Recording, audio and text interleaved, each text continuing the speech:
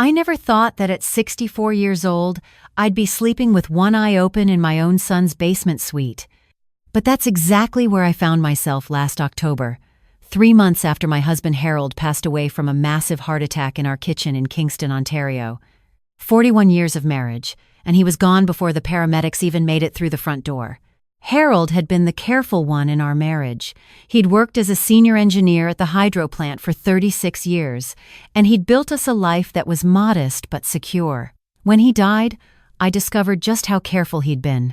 Between his pension, his life insurance, and the RRSPs he'd been quietly building since we got married in 1983, I was looking at nearly $900,000. Our bungalow on Johnson Street was paid off. The cottage up near Bon Echo was paid off. I wasn't wealthy by Toronto standards, but for a retired elementary school teacher in Eastern Ontario, I was comfortable. My son called me 2 weeks after the funeral. Nathan is my only child, 37 years old, and he'd moved out to a suburb of Ottawa called Barrhaven about 6 years ago with his wife Chelsea. They had my grandson Oliver, who'd just turned 5, and my granddaughter Hazel, who was almost 3. Oliver had been diagnosed with autism spectrum disorder the previous spring, and Chelsea had quit her job at the insurance brokerage to care for him full-time. "Mom, we're drowning," Nathan said on the phone, and I could hear the exhaustion in his voice. Oliver's therapy is costing a fortune even with what OHIP covers, and Chelsea can't handle both kids alone. She's having panic attacks. I don't know what to do. My son had always been the sensitive one. He'd cried at his father's funeral in a way that broke something inside of me. When he asked if I'd consider moving in with them, at least for the winter to help with the kids and get some space from the empty house in Kingston, I didn't even hesitate. "Of course I'll come," I told him. "Family takes care of family." I rented out the Kingston house to a nice young couple from Queen's University for $2,000 a month. I packed up my sedan with whatever I could fit, including the quilt Harold's mother had made for our wedding, and the little wooden box where I kept my important papers. I drove the 3 hours up Highway 401 and then north on the 416 to Barrhaven on a cold Tuesday in early October, and Nathan met me in the driveway of his 2-story home on Cresthaven Drive with tears in his eyes. "Mom, you have no idea how much this means to us." Chelsea was less warm. She was a tall, thin woman with dark hair pulled back in a tight ponytail, and she'd always been polite to me but distant. She gave me a quick hug on the porch and told me she'd set up the basement suite for me. They'd finished the basement a few years back with a proper bedroom, a 3-piece bathroom, a sitting area with a small kitchenette, and its own side entrance. It was meant to be a mortgage helper, but they'd never rented it out. "You'll have your own space, Eleanor," she said. "We don't want to crowd you." The first 2 weeks were actually lovely. I fell in love with my grandchildren all over again. Oliver was a quiet, serious little boy who lined up his toy cars in perfect rows and could tell you the names of every dinosaur that ever existed. Hazel was a whirlwind of dark curls and loud laughter who called me Nana Bear and insisted I read her The Paper Bag Princess every single night before bed. I did the morning routine so Chelsea could sleep in. I drove Oliver to his ABA therapy sessions at the clinic on Greenbank Road 3 times a week. I cooked dinners. I did laundry. I felt useful again, and for the first time since Harold died, I wasn't waking up in the middle of the night reaching for his side of the bed. Nathan was warm and attentive, maybe too attentive. He'd come down to the basement almost every evening to check on me, asking how I was settling in, if I needed anything, if the heating was working properly. He started making me a nightcap of warm milk with honey and a little bit of brandy, something his father used to make for me when I couldn't sleep. "Dad taught me how to make it," he said the first night. "He said it was the only thing that ever helped you after a rough day at the school." I cried when he said that. Harold and his brandy milk. It had been our little ritual for decades. The first strange thing happened in my 3rd week there. I've always been a light sleeper, a habit from 32 years of teaching grade 3 and listening for problems in the hallway. The basement was quieter than I was used to, but I could still hear the hum of the furnace, the occasional thump of footsteps on the main floor above me, the garage door opening and closing when Nathan came home from his job at the consulting firm. It was a Wednesday night, and I'd gone to bed around 10, after watching an episode of Murdoch Mysteries with Oliver and Hazel. I'd had my brandy milk. I remember feeling unusually heavy, like my limbs were made of sandbags, and I'd actually stumbled on the stairs coming back down to the basement. I'd chalked it up to grief and fatigue at the time, I woke up at 3:17 in the morning. I know because I looked at the old wind-up clock Harold had given me for our 20th anniversary, which I kept on the nightstand. Something had roused me. Voices, very faint, coming from somewhere in the house. Not from directly above me, which would have been the kitchen, but from further back. The storage room at the far end of the basement, just past my suite. Nathan and Chelsea used the storage room for their Christmas decorations, old tax documents, and the overflow from the garage. I'd seen it briefly when I first moved in. There was no reason for either of them to be down there at 3 in the morning. I lay very still, straining to hear. The voices were too muffled to make out words, but the tone was urgent, hushed, almost argumentative. I heard what sounded like tape being pulled off a roll, and then a low humming noise I couldn't identify. Then silence. 4 or 5 minutes later, I heard footsteps climbing the basement stairs, very slowly, very carefully. The stairs creaked the way they always did, but whoever was on them was trying their best not to make noise. I thought about getting up to investigate, but something held me back. Maybe it was the grogginess from whatever was still in my system, or maybe it was instinct. I stayed in bed, and eventually I fell back asleep. In the morning, Chelsea made me scrambled eggs and toast, and Nathan asked how I'd slept. Like a baby, I lied, and watched his face. He looked relieved. Chelsea's shoulders dropped a fraction of an inch, and she exchanged a quick glance with him over the coffee pot. I didn't mention what I'd heard. Over the next few days, I paid closer attention to everything. Little details I'd dismissed started to add up. The brandy milk, for instance. Nathan brought it to me every single night, without fail. If I said I wasn't in the mood, he'd look hurt and insist, saying he'd already made it and he liked the ritual of taking care of me. Twice I'd tried to say no, and both times Chelsea had intervened, telling me how good it was that Nathan had something nice to do for his mother after losing his father. I started watching Nathan make it. The first time, he made it right in front of me at the kitchen counter. Milk, honey, a splash of Hennessy, nothing strange. But the second time, he turned his back to me while pouring the brandy, and I noticed he was standing in front of the spice cupboard, not the liquor cabinet. On Friday of that week, I was putting away some of Hazel's clothes in the laundry room when I noticed a pharmacy receipt stuck to the side of the washing machine, held there by a magnet shaped like a maple leaf. Shoppers Drug Mart, the one on Strandherd Drive. I peeled it off without thinking and looked at it. 3 items: diphenhydramine, the generic kind, 50 milligram capsules, a bottle of liquid melatonin, children's strength, and a small package of oral syringes, the kind parents use to give medicine to babies and toddlers. My hands started to shake. Why would Nathan and Chelsea be buying adult-strength antihistamines and liquid melatonin? Oliver's ABA clinic had explicitly told them not to give him any sleep aids because of his sensory processing issues. Hazel didn't have any sleep problems, and neither Nathan nor Chelsea had ever mentioned having trouble sleeping to me. I put the receipt back exactly where I'd found it. I didn't say a word. That weekend, I noticed something else. It was Thanksgiving weekend, and I'd been thinking about the logistics of my finances. Harold's estate was still being finalized, but the quarterly distribution from his main RRSP was scheduled to hit my TD account the following Friday. It was about $31,000, and it would put my total balance over $600,000, which was the threshold I'd set in my head for making some decisions about investments. I'd mentioned this in passing to Nathan about a week before, when he'd asked me about my financial situation. I'd been trying to reassure him that I was okay, that I could afford to help with some of Oliver's therapy costs if they needed me to. He'd asked a lot of questions that evening: how the payments were structured, which bank I used, whether Harold had set up online banking for me, whether I had a power of attorney in place. At the time, it had seemed like a son being concerned for his widowed mother. Now it felt different. On Tuesday night of that week, I made a decision. I told Nathan I didn't want the brandy milk that evening because I was feeling a bit off, maybe coming down with something. He looked genuinely upset. "Mom, come on, it'll help you sleep. Let me just make a small one." "Not tonight, sweetheart. My stomach's turning. I think I'll just go to bed early." I saw the flicker of panic in his eyes. Just for a second, but I saw it. Chelsea came out of the kitchen holding a mug. "I already made it, Eleanor. It would be a shame to waste it." "Pour it down the sink, dear. I'll be fine." I went downstairs.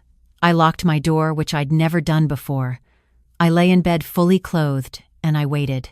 At 2:41 in the morning, I heard them on the stairs, both of them this time.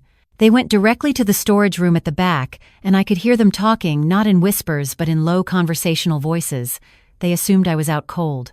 I got out of bed as quietly as I could, put my ear against the door, and listened. "Did you check the account this morning?" That was Chelsea. Yes, the deposit hit. 31,000, like she said. And there's more coming at the end of January. She let it slip at dinner last week. And the forms? I've got them ready. 3 transfers, all under 10,000 so they don't trigger any FinTrack reporting. We'll do it tomorrow night. She signed the new signature card last week thinking it was the property tax form. The bank already has the updated signature on file. My knees buckled. I had to grip the door frame to stay upright. "Nate, are we sure about this? She's your mother." "Chels, we've been over this. The house on Johnson Street alone is worth almost 800,000. The cottage is worth another 350. She's 64 and in perfect health. If we wait for her to die naturally, we could be 65 ourselves by the time we see any of it. Oliver needs this money now. We need this money now. But the sleep aid. What if the dosage is too much one night? What if she... It won't be too much. I've been measuring it exactly. 25 milligrams of diphenhydramine, 5 milligrams of melatonin, and a little bit of the Ativan from your prescription. It's calibrated. It just keeps her asleep.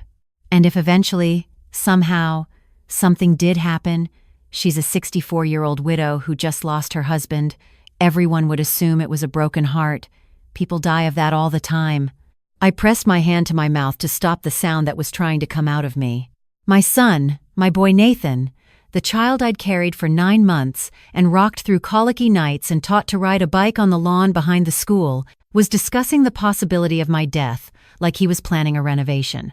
"What about the kids?" Chelsea asked. "What about them?" Oliver woke up last night when we were down there. He came to the top of the stairs. I told him it was a dream. "Then we'll give him a little bit too.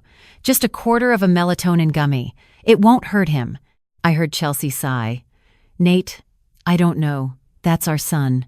"Chels, it's 1 melatonin gummy. Parents give their kids those all the time. It's literally on the shelf at Loblaws." They kept talking. I'd heard enough. I crept back to my bed and sat on the edge of it, shaking so violently that the mattress was trembling beneath me. I picked up my phone with numb fingers and opened my TD banking app. I logged in. I checked my checking account. The 31,000 was there, just as Nathan had said. But when I went into my savings account, the one where I'd been parking Harold's life insurance money before deciding where to invest it, I nearly dropped the phone. $47,000 was gone. In 4 separate withdrawals over the past 6 weeks, each one for amounts between $9,500 and $9,900. Each one with my signature, which I absolutely had not given. I scrolled further. Another $22,000 from my line of credit account, which I hadn't even opened myself. Nathan had set it up for me 3 weeks ago, telling me it was just a safety net for emergencies and that I should sign the paperwork so I'd have access to it if I ever needed cash quickly. $69,000. In 6 weeks. I sat in the dark basement, in my son's house, and I felt something inside me turn to cold, hard steel. I was not going to cry. I was not going to confront them. I was not going to be the hysterical, grieving mother that they could spin into a story about a confused widow losing her marbles. I had taught grade 3 for 3 decades.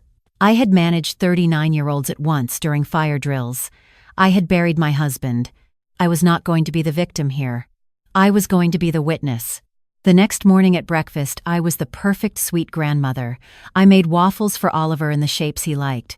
I braided Hazel's hair. I laughed at Nathan's joke about the Senators losing again. I asked Chelsea about her sister's upcoming wedding in Gatineau. I played my role so well that Chelsea actually asked me if I'd slept better the night before. "Like a log," I said, and smiled. After Nathan left for his office in downtown Ottawa and Chelsea took the kids to a playgroup at the community center, I drove to the Best Buy at South Keys. I bought 2 small Wi-Fi cameras, the kind that look like USB wall chargers, and a separate voice-activated audio recorder that I could clip under a shelf. I paid cash. Harold had always kept an envelope of cash in a shoebox in our bedroom closet, and I'd brought it with me when I moved. $2,400 in 50s and hundreds, which Harold had always called the getaway fund, joking that one day he'd use it to run off to Cuba. Now I was using it for something he never could have imagined. On my way home, I stopped at a Tim Hortons and used their Wi-Fi to call my lawyer in Kingston. Gordon Whitehead had handled our wills, Harold's estate, and the purchase of our cottage 30 years ago. I told him everything. I could hear him taking notes, asking careful questions, and his voice was grave when he finally spoke. "Eleanor, this is extraordinarily serious. We need to act quickly, but we need to act correctly. I want you to do several things today. First, go into a TD branch, not the one you normally use, and have them place a hold on every account. Tell them you suspect identity fraud. Do not mention your son by name yet. Second, revoke any powers of attorney you may have signed. Third, start documenting everything. And fourth, do not sleep in that house tonight without some way of recording what happens." I did all of it. I drove to the TD branch at Hunt Club Road and told a young teller named Priya that I needed to speak with a fraud specialist immediately. Within an hour, every one of my accounts was frozen. The line of credit was canceled. Every signature card was flagged for in-person verification only. The specialist, a woman named Jennifer who couldn't have been more than 40, took one look at my scrolled bank statements and started making phone calls. "Mrs. Archer," she said, "I have to tell you, based on the pattern of withdrawals and the fact that they're all structured just under the $10,000 FinTrack threshold, this looks like textbook financial elder abuse. We are going to work with you. You are not alone in this." I cried in her office. I couldn't help it, but when I walked out, I was steel again. I drove back to the house. Nathan wasn't home. Chelsea was in the kitchen feeding Hazel some yogurt. I smiled, told her I'd been at the mall looking at Christmas decorations, and went downstairs. I set up the first camera in the storage room, plugged into an outlet behind a stack of boxes, angled so it would capture anyone who came in. I set up the second one in my own suite, pointed at my bed and the doorway, so it would capture anyone who entered my room while I slept. I put the audio recorder on the top of my dresser, behind a framed photo of Harold and me at our 40th anniversary party. That night, I made a show of accepting the brandy milk from Nathan. I held it in my hand, complimented him on how thoughtful he was, told him I was feeling much better. He watched me carefully. Chelsea watched me carefully. I raised the mug to my lips, made a sipping sound, and then said, "Oh darn, I forgot my reading glasses upstairs. Hold on." I went up to the main floor bathroom and poured most of the milk down the toilet, flushing immediately. I came back down, mug still in hand, maybe a quarter full. "Back to it," I said, and I finished what was left. I figured a small amount wouldn't knock me out completely, just make me groggy enough to play the part. I went to bed. I lay there. I waited. At 2:58 in the morning, my door opened.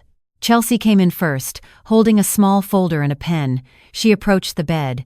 I kept my eyes closed, my breathing slow and deep. "Eleanor," she whispered. "Eleanor, can you hear me?" I didn't move. "She's out. Nate, bring the papers." Nathan came in. I could see him through my barely cracked eyelids. My own son. He sat on the edge of my bed, and Chelsea placed the pen in my right hand. Nathan held my hand steady while Chelsea guided the pen across the paper. "There," she said softly. "Just like the last ones. Perfect. Do the Bank of Montreal one next. That's the new account. Hold on." They forged 3 signatures. They did it efficiently, like professionals. I realized with a sickening jolt that they had done this many times before. Not just the 6 weeks I knew about, possibly longer. When they were done, Nathan leaned down and kissed my forehead. "Sleep tight, Mom," he whispered. "I love you."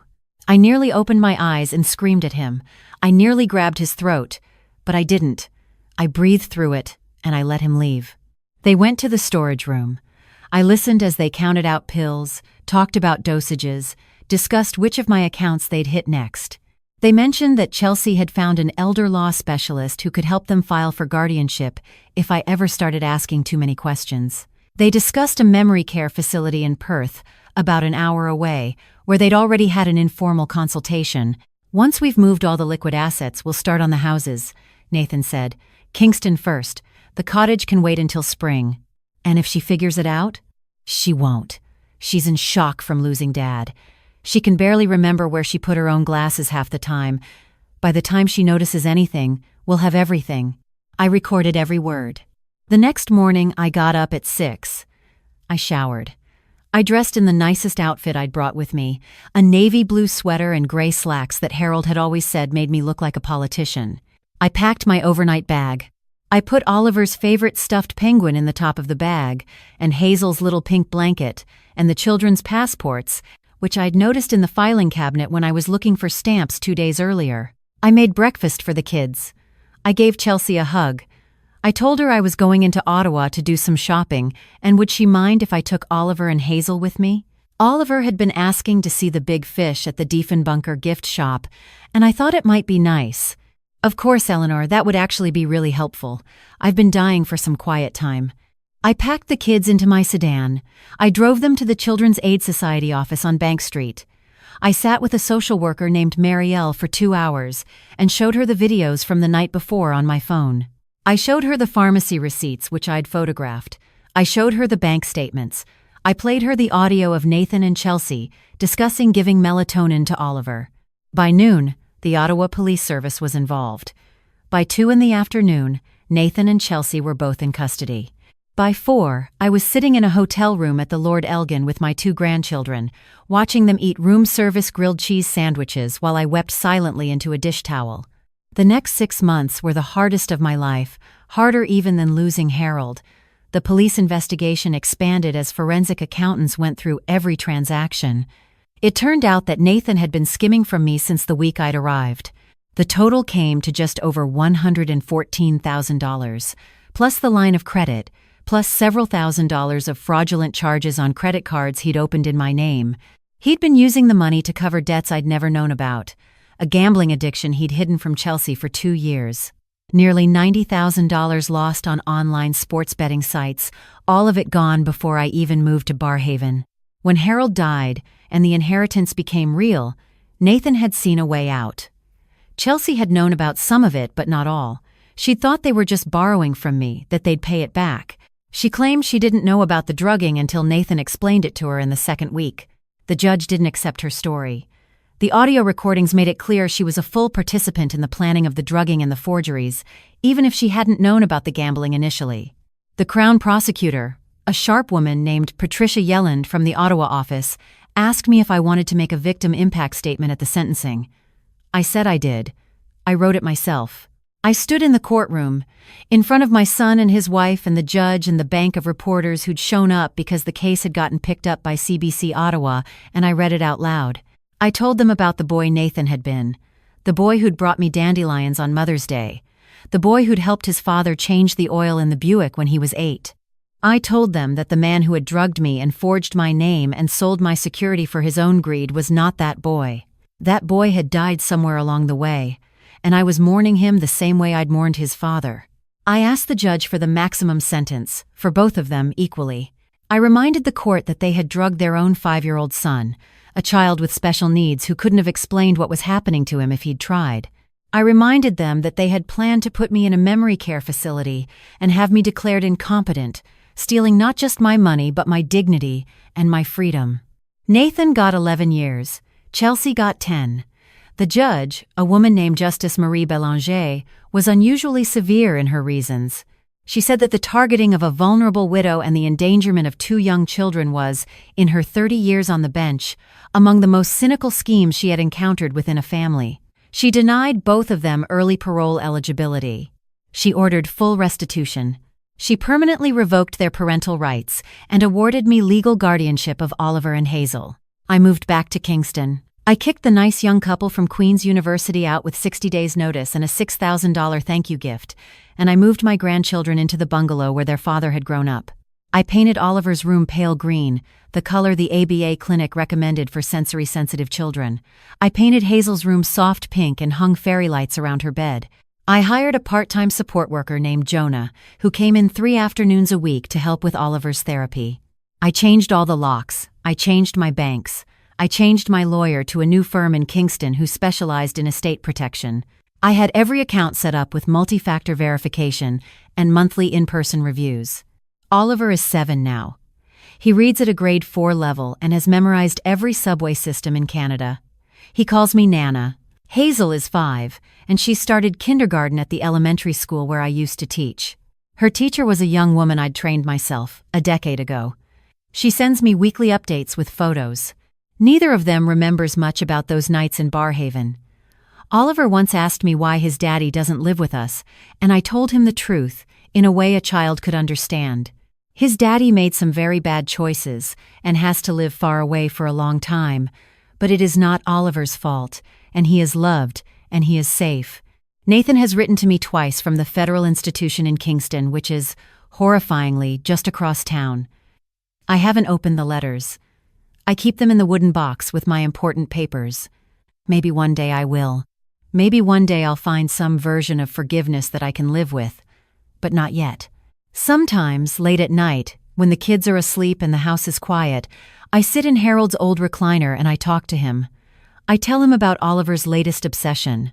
I tell him about Hazel losing her first tooth. I tell him what our son did. I tell him how I caught him.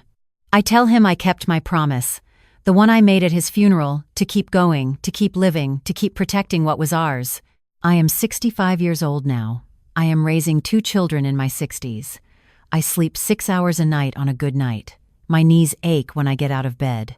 I haven't had a vacation in over a year, unless you count a weekend at the cottage with the kids, which honestly is more work than staying home. And I have never, in all my years, felt more like myself than I do right now. I am not a confused widow. I am not a mark. I am not a liability to be managed and drugged and robbed. I am Eleanor Archer. I am a grandmother. I am a survivor. I am the one who heard the whispers in the basement at 3 a.m, and I didn't go back to sleep. I got up, and I fought. And these 2 small humans in my care, the ones who are safe now because I refused to be gaslit into doubting what I knew to be true, are the reason I'd do it all over again if I had to.